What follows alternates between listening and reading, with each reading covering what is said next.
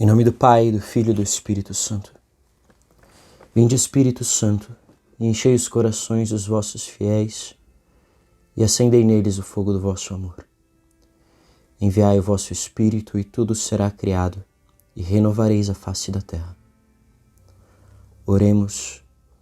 Ó Deus, que instruístes os corações dos vossos fiéis com a luz do Espírito Santo, fazei que apreciemos retamente todas as coisas, segundo o mesmo Espírito, e gozemos sempre da sua consolação por Cristo Senhor nosso. Amém. Santa Teresa de Jesus, rogai por nós. Em nome do Pai, do Filho e do Espírito Santo. Amém. O que é o homem? De onde nós viemos? Como Deus nos fez? Adão e Eva são de fato um primeiro casal?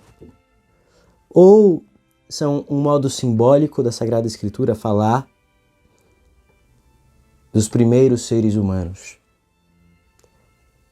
Em que consistiu o pecado original? Bom, essas são perguntas muito importantes, interessantíssimas, que serão respondidas nesse nosso encontro de hoje, que é o 6º encontro desse nosso curso A Fé Explicada, baseada neste livro, nessa preciosidade do Padre Léo Trezzi, que leva o mesmo nome do nosso curso, A Fé Explicada. Este capítulo 5º deste livro tem como título Criação e Queda do Homem.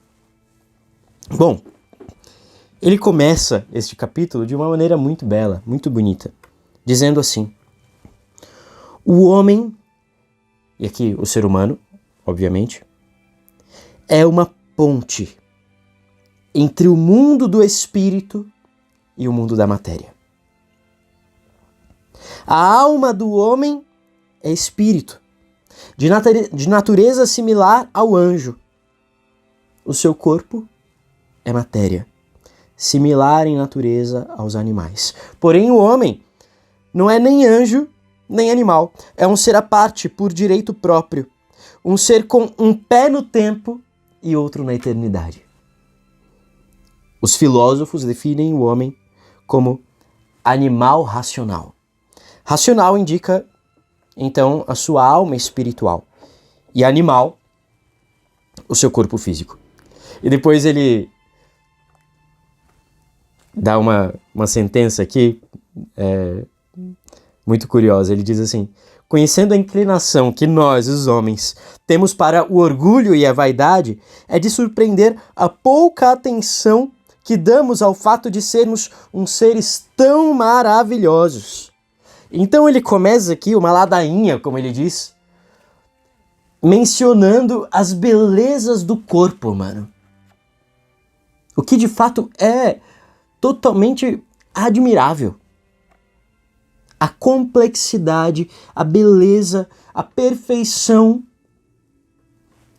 do nosso corpo, das suas estruturas irrepetíveis num laboratório, do modo como são. E depois ele diz mais ainda: ora, a ladainha das maravilhas do nosso corpo poderia prolongar-se indefinidamente. Aqui só mencionamos algumas de passagem.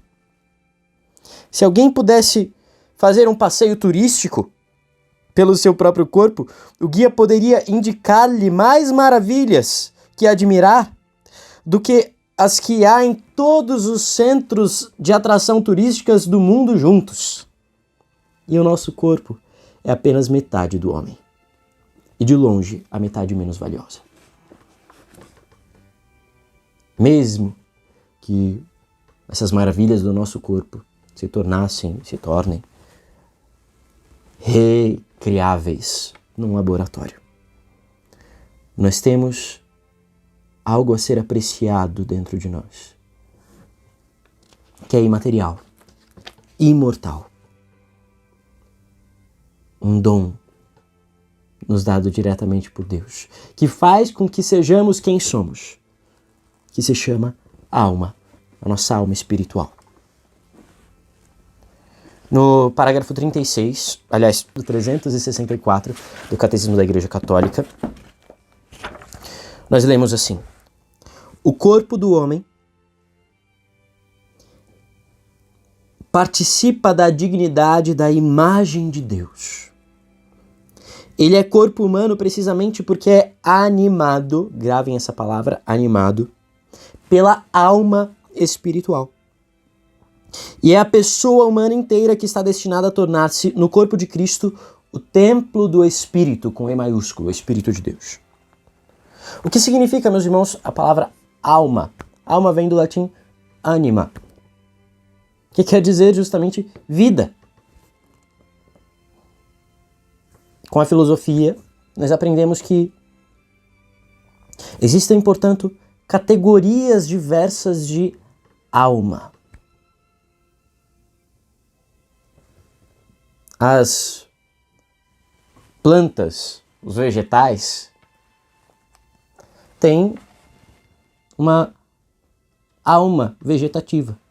Ou seja, têm uma vida própria daquilo que eles são. Os animais têm uma alma sensível, uma alma sensitiva. Ou seja, eles não somente vivem, mas sentem. Isso nós já falamos um pouco no encontro sobre os anjos. No entanto, esta alma, entre aspas, dos vegetais, esta alma dos animais, não é alma espiritual, é alma material, ou seja, é vida material. Não é nada diverso daquilo que é o corpo deles. Portanto, é uma alma mortal. Nós temos uma alma de outra categoria.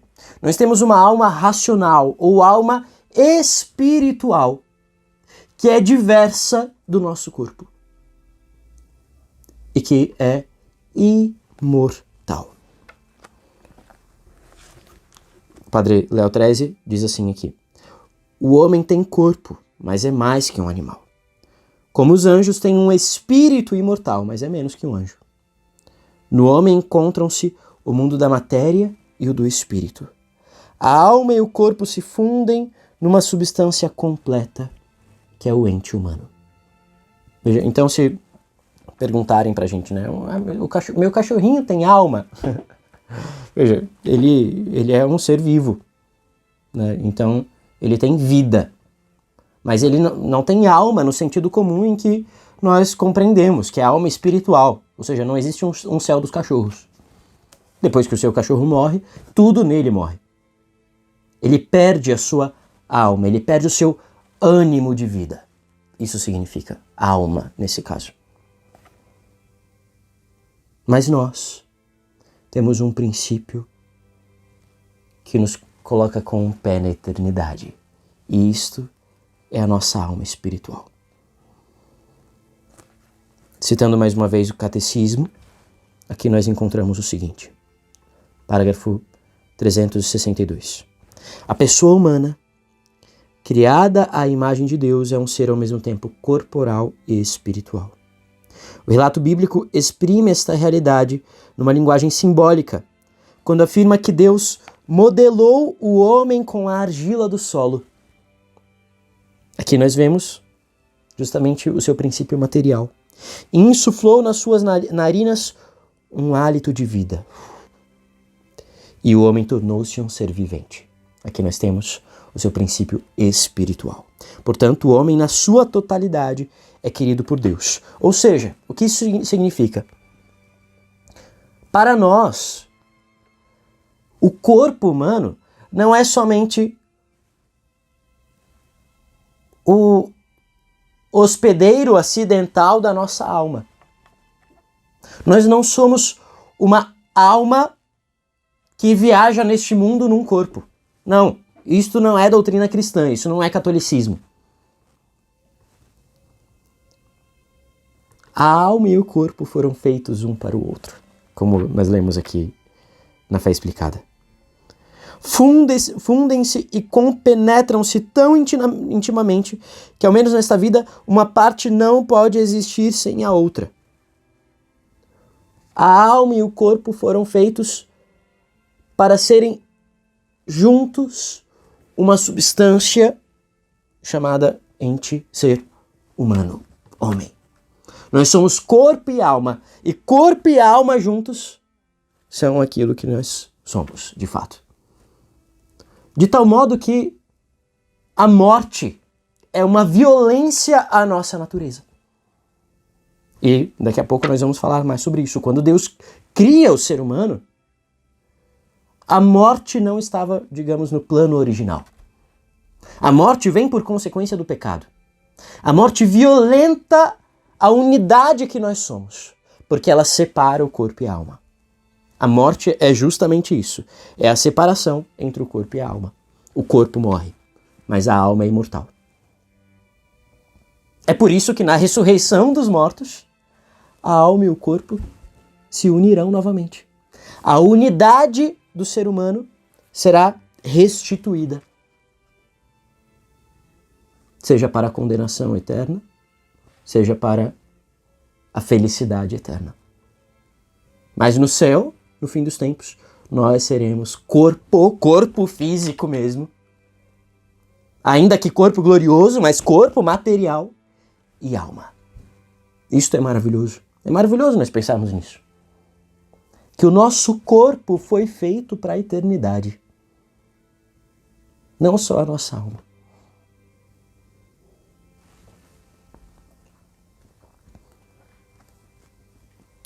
Parágrafo número 365 do Catecismo. A unidade da alma e do corpo é tão profunda que se deve considerar a alma como a forma do corpo.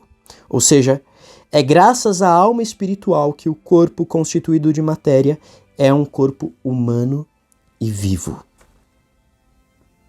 Sem a alma espiritual, o nosso corpo não seria de fato corpo humano.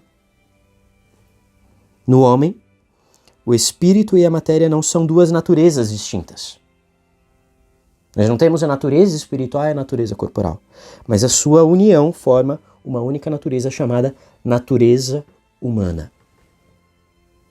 De tal modo que nosso Senhor, que tem duas naturezas, natureza divina e natureza humana, tem em sua natureza humana corpo e alma humanos.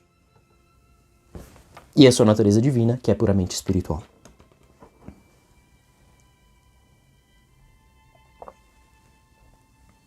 Isso se verifica facilmente quando nós notamos que o corpo e a alma sofrem juntos. Numa doença, por exemplo, numa enfermidade, na dor. Há uma íntima ligação entre corpo e alma.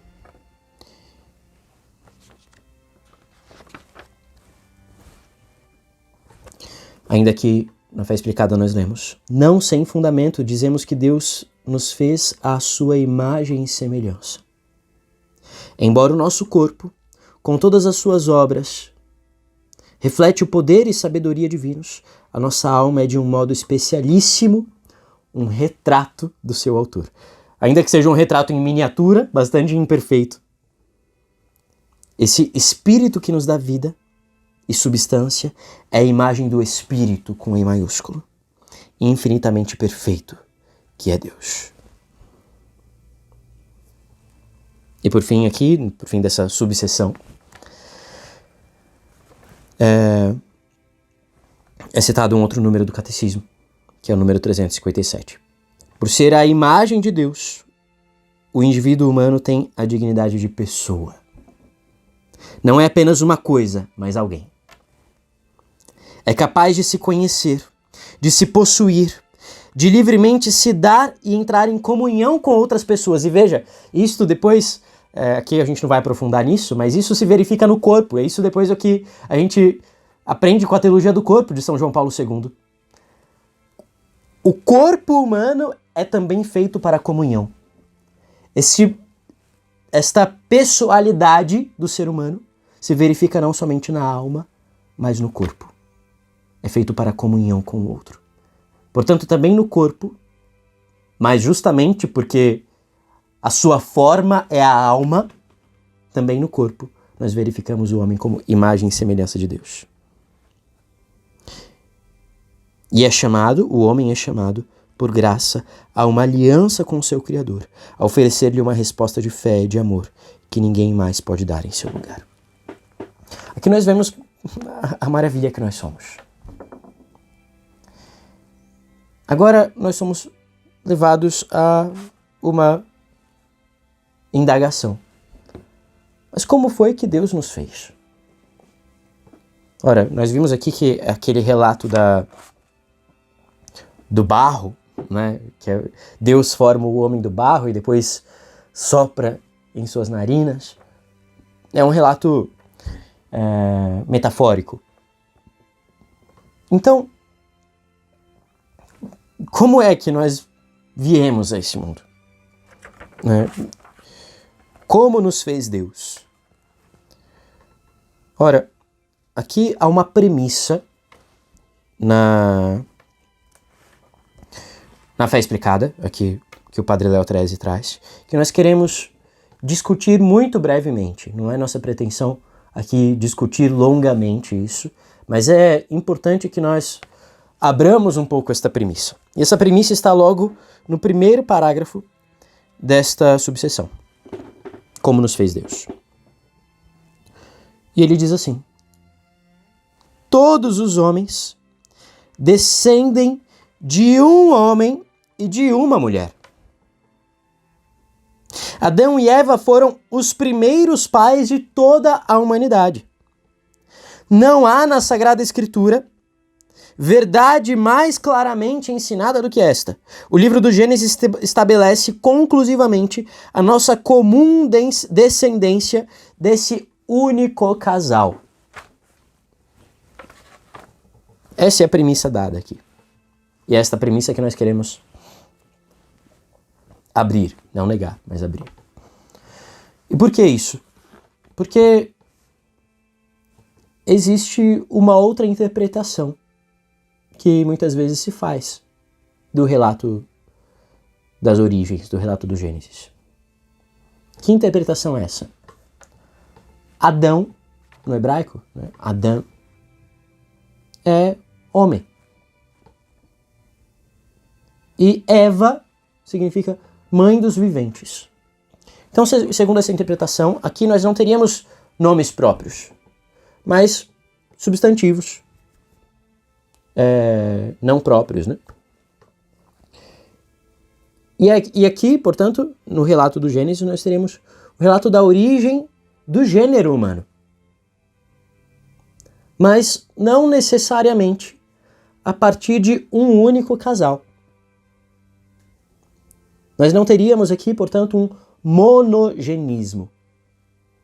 Uma origem de um casal único, mas um poligenismo. A origem do ser humano em mais de um casal, ou um povo, uma comunidade, ou seja, o que for. E, em princípio, né, se argumenta que isso não seria contrário à doutrina da fé. Justamente por causa dessa análise exegética ali do texto do Gênesis. Mas, ora, será que é isso mesmo que a igreja nos ensina? Será que isso é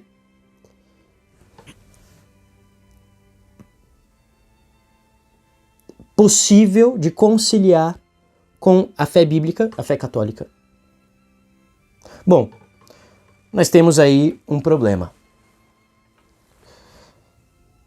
E o problema está em dois temas primordiais, que é o tema do pecado original e o tema da redenção. Convido você que tem sua Bíblia aí a abri-la em Romanos capítulo 5. Romanos capítulo 5, versículo 12. São Paulo diz: eis porque, como por meio de um só homem o pecado entrou no mundo, e pelo pecado a morte, Assim a morte passou a todos os homens porque todos pecaram. Depois, 1 Coríntios, capítulo 15, versículo 21. Com efeito, visto que a morte veio por um homem, também por um homem vem a ressurreição dos mortos.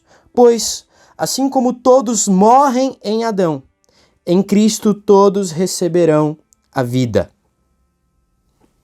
Ora, Cristo aqui não é o ser humano genérico.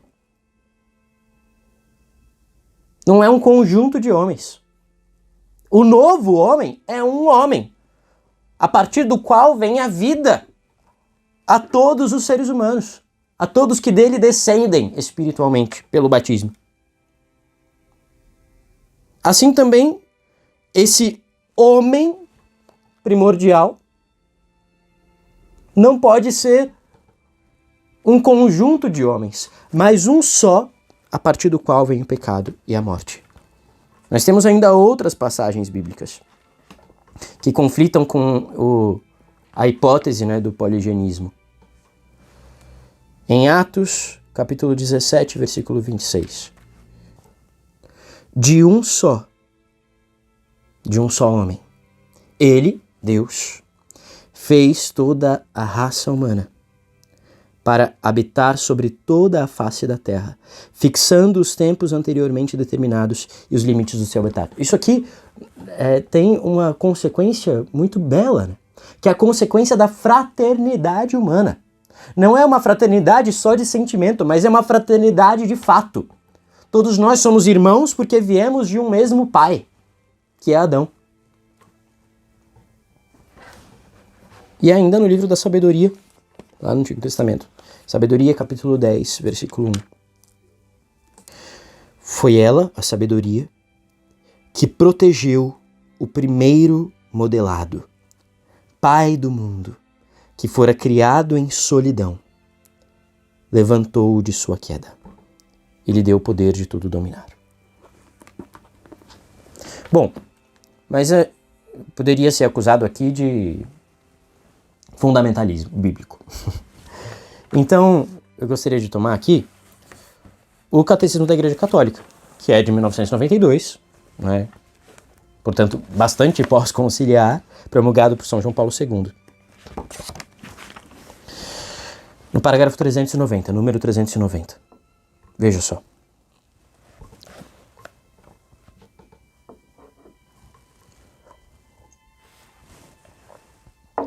O relato sobre a queda do homem, Gênesis 3, utiliza uma linguagem feita de imagens, mas afirma um acontecimento primordial, um fato que ocorreu no início da história do homem. Agora temos esta frase. A revelação divina, revelação com R maiúsculo, dá-nos a certeza de fé de que toda a história humana está marcada pelo pecado original, cometido livremente pelos nossos primeiros pais. Mas, padre, aí está falando dos primeiros pais, podem ser muitos primeiros pais. Mas tem uma notinha aqui. Tem uma nota de rodapé. E nesta nota de rodapé nós temos uma citação do Concílio de Trento, uma citação de um discurso de Paulo VI e uma citação de Pio XII, numa encíclica de 1950, que é a encíclica Humani Generis. Esta encíclica é muito importante. E o que diz justamente o parágrafo citado no Catecismo da Igreja Católica, referenciado aqui no Catecismo da Igreja Católica, da Humani Generis. Diz isso aqui.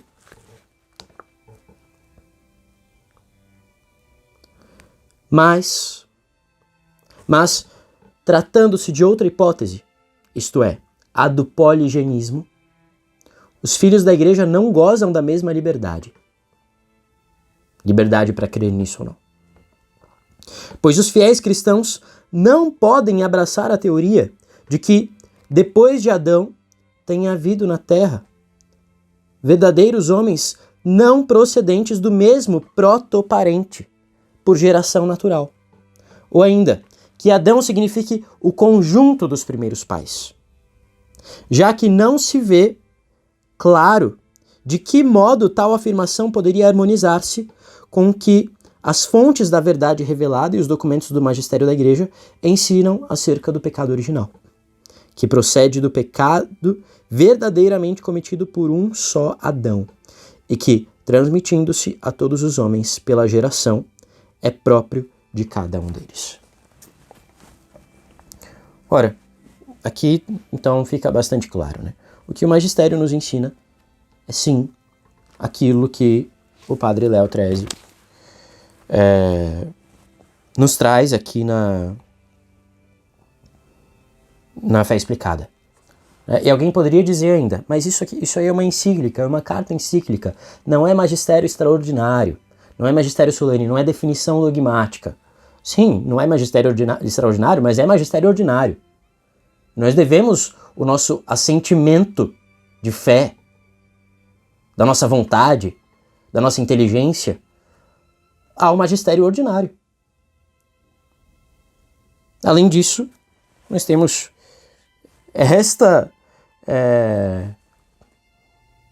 este número aqui da Humani Generis referenciada aqui no Catecismo da Igreja Católica. E além disso, né, veja,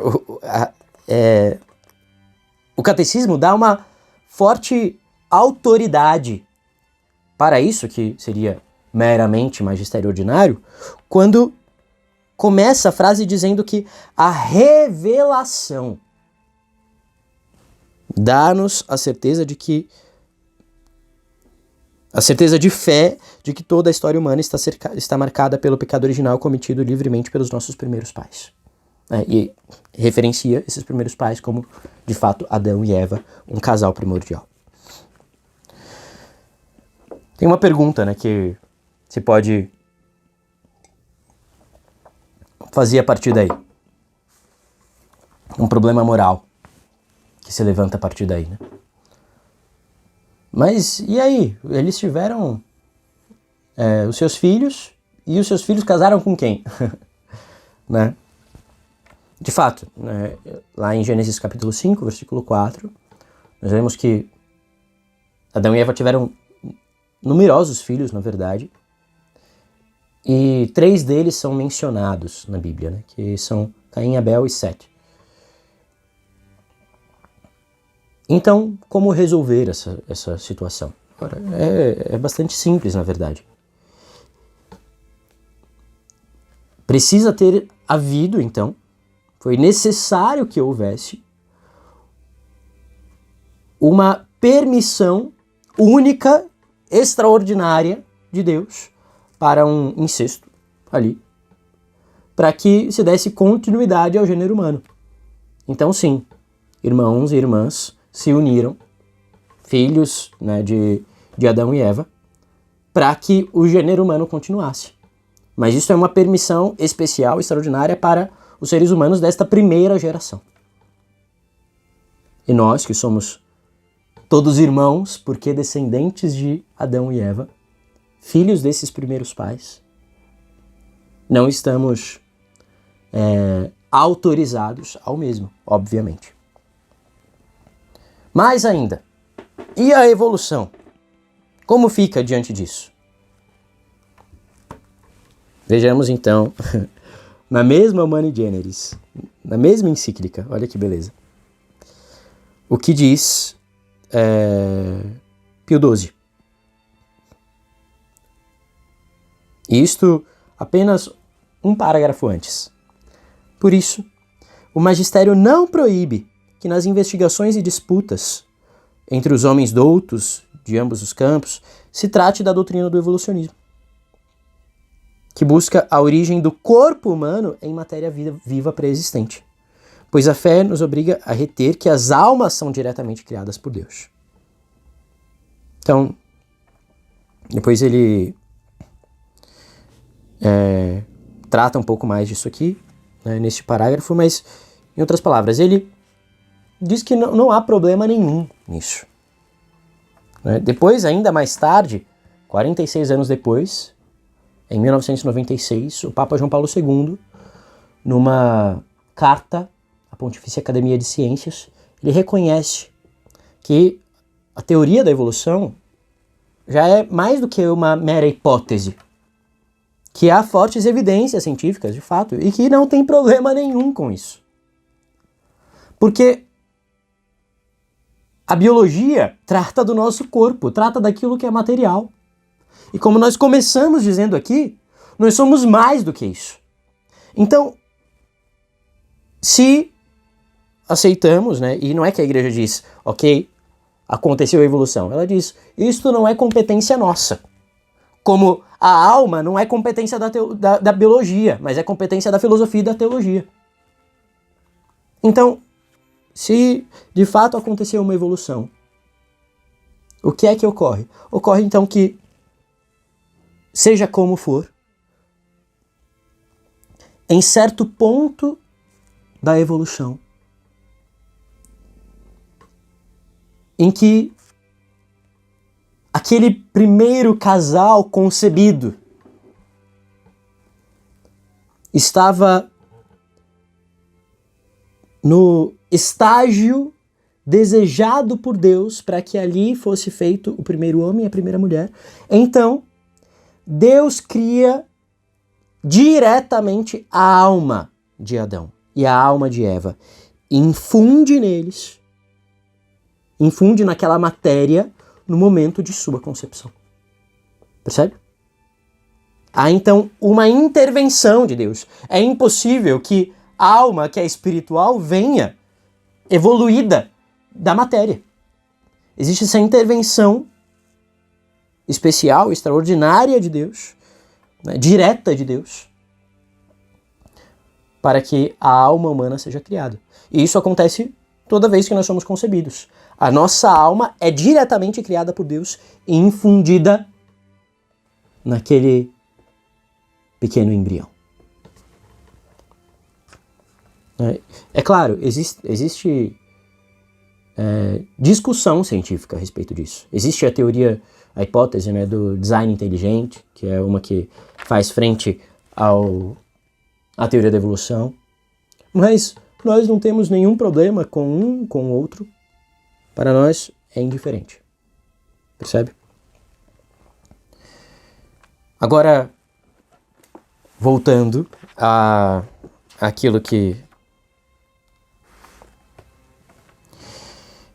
é matéria de fé, né? Quando Deus cria o ser humano, quando Deus cria Adão e Eva, Ele não o cria para outra coisa senão para a amizade consigo. Adão e Eva, portanto, como diz de modo belíssimo, né, o relato do Gênesis, caminhavam com Deus no jardim. Tinham total amizade com Deus. Tinham dons especiais. Esses dons eram de duas categorias distintas. Havia os dons préternaturais e os dons, aliás, o dom, né, sobrenatural. O que são dons préternaturais? Os dons préternaturais são dons que estão para além, extrapolam aquilo que faz parte daquela natureza. Então ele dá um exemplo aqui, né, o Padre Léo XIII, de um cavalo alado. Veja, isso seria, se houvesse um cavalo alado, seria, digamos, um dom préternatural, porque extrapola a natureza própria do cavalo.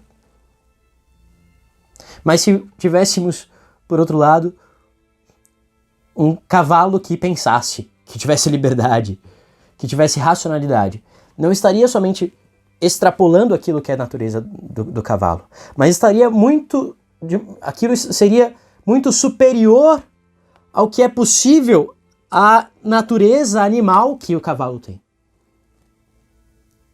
Então seria algo sobrenatural.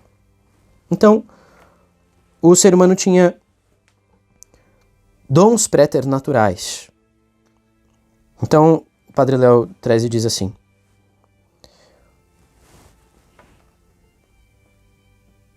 Entre esses dons preternaturais se incluíam uma sabedoria de ordem imensamente superior, um conhecimento natural de Deus e do mundo, claro e sem obstáculos, que de outro modo só poderiam adquirir com uma investigação e estudo penosos. Ou seja, seriam dons preternaturais de ordem intelectual, digamos. Depois contavam com uma elevada força de vontade, um perfeito controle das paixões e dos sentidos, que lhes proporcionava perfeita tranquilidade interior e ausência de conflitos pessoais. No plano espiritual, esses dois dons preternaturais eram os dons mais importantes de que estavam dotados a sua mente e a sua vontade. Mas depois havia dons preternaturais, além do plano espiritual, no plano físico também. E os principais eram a ausência de dor e a ausência da morte. O homem estava livre da dor e da morte. Por um dom especial de Deus. Veja, não é que isso fazia parte da sua natureza, era preternatural. Mas o principal era o dom sobrenatural que Deus concedeu a Adão e Eva, chamado de graça santificante. O que é a graça santificante? É a amizade com Deus. É a intimidade com Deus, é a participação na vida divina. Adão e Eva tinham essa graça. As almas de Adão e Eva estavam unidas a Deus pelo seu amor. Então, veja só o que nós lemos aqui na Fé Explicada. Como consequência do dom da graça santificante, Adão e Eva já não estavam destinados a uma felicidade meramente natural. Ou seja, a uma felicidade baseada no simples conhecimento natural de Deus, a quem continuariam sem ver. Com a graça santificante, Adão e Eva, uma vez concluída a sua vida na terra, poderiam conhecer Deus tal como é, face a face. E ao vê-lo face a face, amá-lo-iam com um êxtase de amor, de tal intensidade que nunca o homem teria podido aspirar a ele por sua própria natureza. Ou seja, terminado o curso natural da vida de Adão e Eva neste mundo, eles iriam para o céu em corpo e alma. E isso aconteceria com todo o gênero humano. O catecismo diz ainda assim: pela irradiação da graça, a graça sobrenatural, todas as dimensões da vida do homem foram fortalecidas. Enquanto permanecesse na intimidade divina, o homem não devia nem morrer nem sofrer. A harmonia interior da pessoa humana, a harmonia entre o homem e a mulher e, finalmente, a harmonia entre o primeiro casal e toda a criação constituíam o estado denominado a justiça original. Era isso que Adão e Eva viviam. O domínio do mundo que Deus havia outorgado ao homem desde o início realizava-se, antes de tudo, no próprio homem como domínio de si mesmo. O homem estava intacto e ordenado em todo o seu ser, porque livre da tríplice concupiscência, que o submete aos prazeres dos sentidos, à cobiça dos bens terrestres e à autoafirmação contra os imperativos da razão. Isso era o que nós herdaríamos de Adão e Eva se eles não tivessem pecado. Ora, esta afirmação, nós herdaríamos tudo isso de Adão e Eva se eles não tivessem pecado, nos leva muitas vezes a uma indignação. Ora, mas por que eu tenho que pagar pelo que Adão e Eva fizeram? Mas vejamos bem o que isso significa. Nada disso, os dons preternaturais, o dom sobrenatural da graça santificante, era nosso por direito. A gente não tem direito a nada disso, era tudo dom, era tudo graça. Portanto, quando os nossos pais perdem uma graça que nós poderíamos herdar, eles perdem por toda a sua geração. Nós podemos pensar em diversos exemplos concretos. Se o seu pai, por exemplo, recebesse de presente uma fortuna, que você poderia herdar. Um homem muito rico fosse lhe presentear com uma fortuna, mas ele negasse essa fortuna. Não daria para culpar o homem muito rico por isso, por você não ter herdado essa fortuna. Assim foi o pecado original. Acontece que, para que o homem, o ser humano, entrasse nesta visão maravilhosa de Deus, na felicidade sobrenatural e eterna que é o céu, precisaria dar prova de seu amor por Deus. E neste mundo só há um modo pelo qual nós podemos provar o nosso amor por Deus. É lhe obedecendo, é fazendo o que ele nos manda. Então, existiu esta prova a que o homem e a mulher foram submetidos. Esta imagem do fruto, né? Do fruto proibido, mostra justamente isso. Não é que houvesse algo de especial naquele fruto. Não é isso que está em questão. Mas o que importa é a ordem de Deus. Quando Adão e Eva, portanto, desobedecem a Deus, eles cometem o primeiro pecado, que é não somente um pecado de desobediência, mas um pecado de soberba. Eles quiseram ser iguais a Deus. Foi o mesmo pecado que fez com que os anjos caíssem do céu. Quiseram se igualar ao Senhor. Quiseram se assentar no trono de Deus, tirando Deus de lá. E assim, eles decretaram a sua autonomia diante de Deus. Nós não precisamos de ti, ó Deus. E assim perderam tudo aquilo que de Deus vinha. E ficaram abandonados por própria escolha aquilo que era próprio de sua natureza. E os dons preternaturais e o dom da graça santificante não são próprios de sua natureza. O pecado original, portanto, não é como algo que está colado à nossa alma. Não é como algo colocado a mais. Não, é uma ausência. É como um buraco. Uma privação. É aquilo que é todo mal. O mal é privação do bem. O pecado original é a ausência da graça santificante. E para nós isso pode parecer que não é muito grave, né? Mas lembremos que Adão e Eva tinham perfeito domínio de si mesmos. Eles não tinham esse conflito interior da vontade que nós temos hoje. Eles não tinham aquilo que Paulo diz, né? Faço o mal que não quereria e deixo de fazer o bem que eu quereria. Não, eles não tinham isso. Foi por livre vontade, por puro orgulho que eles pecaram. E, portanto, foi muito justo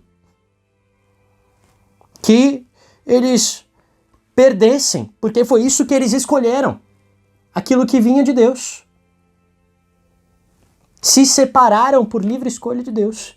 E assim todos nós, que somos sua descendência, não recebemos por herança aquilo que Deus lhes tinha dado.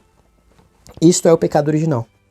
Mas a grande maravilha dessa história é que ali mesmo, no mesmo ato, Deus manifesta a sua misericórdia.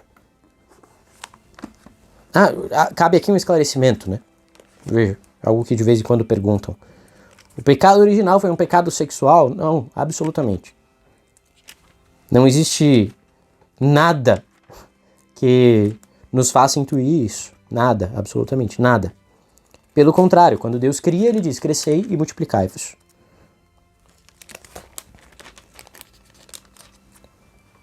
Em Gênesis 3,15, então nós vemos a misericórdia de Deus que já é proclamada, neste versículo chamado de proto-evangelho. Deus diz à serpente, ao tentador, porei hostilidade entre ti e a mulher, entre a tua linhagem, tua descendência e a linhagem e descendência dela. Ela te esmagará a cabeça, e tu lhe ferirás o calcanhar.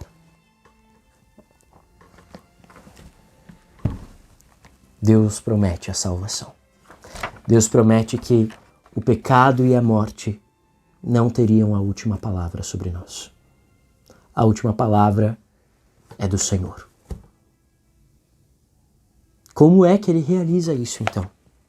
Ora, uma ofensa a alguém é tão mais grave quanto maior a dignidade dessa pessoa. É mais grave, por exemplo, você bater na sua mãe do que bater em alguém na rua. Deus é infinito amor. Ele é perfeitíssimo. Portanto, uma ofensa a Deus, qualquer ofensa a Deus, é de uma gravidade infinita. Porque é alguém de dignidade infinita. É cometida contra alguém de dignidade infinita. Nós seríamos incapazes de reparar esta ofensa. Só Deus é capaz de dar a si mesmo um amor infinito, capaz de reparar o mal infinito, a ofensa infinita. Um amor digno de Deus, só Deus pode lhe dar. Portanto, Deus toma a nossa parte na aliança. Ele vem e se faz homem e repara o mal por nós. O salário do pecado era a morte. Ele assumiu a morte por nós. E assim nos deu a vida. Ele oferta ao Pai, o Filho encarnado, oferta ao Pai todo o seu amor, tomando sobre si as nossas culpas. E assim vence o pecado e a morte. A descendência da mulher, a descendência de Maria, que é Jesus Cristo, vence a serpente. Então, nós somos libertos do pecado original. Pelo batismo, nós recebemos esta graça que provém da paixão, morte e ressurreição de nosso Senhor. Nós mergulhamos no mistério da cruz e recebemos a graça da redenção. Nossa Senhora é imaculada porque recebeu por antecipação esta graça da privação do pecado original. Ela recebeu por antecipação os méritos de Cristo na cruz.